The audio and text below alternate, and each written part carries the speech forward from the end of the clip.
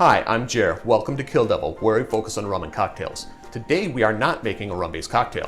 We're going to be making a blueberry margarita.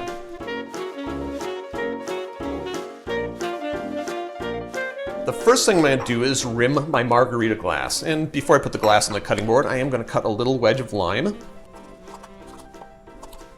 I think that'll do. And I'm going to actually run the edge of this lime along the edge of the glass. Like so, and then my salt.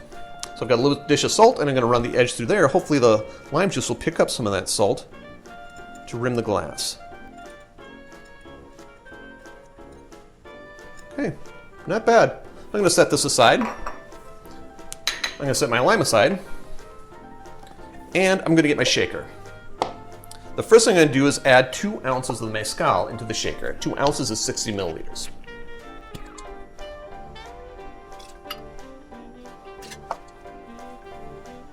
Next, 1 ounce of orange curaçao. 1 ounce is 30 milliliters. 1 ounce of lime juice. Again, 1 ounce is 30 milliliters. Finally, blueberry syrup. And I do make my own blueberry syrup. Recipe is here on the channel. Look for that, link down below. I'm going to put 1.5 ounces, which is 45 milliliters.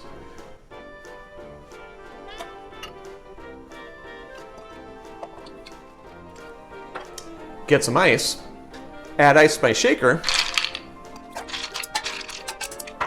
and give it a shake. I'm going to grab my glass, my glass. I'm going to add ice to my glass,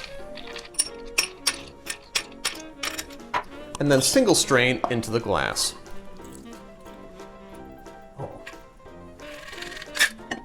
Finally, garnish. I'm going to put the lime wedge as the garnish. See if I can get that. There we go, there we go.